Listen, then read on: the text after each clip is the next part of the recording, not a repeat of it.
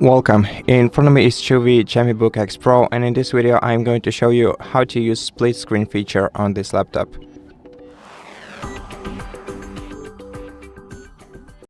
So in order to show you how the split screen feature works, let me open at least two applications, two windows at the same time.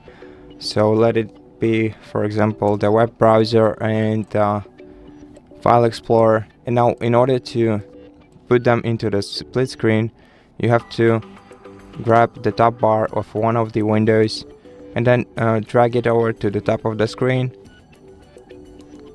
and then select one of the positions for your window. If you want to place two applications and maximum of four on your screen, you have to select one of these positions. For example, I'm gonna select this one, and then by clicking on this window right here, I'm gonna place the browser on the left side, and now I can adjust the size of each window by moving this bar in between applications.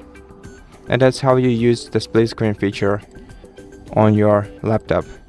Thank you for watching this video. If you liked it, consider subscribing to our channel, leave us a like and a comment below, and I'll see you in the next one.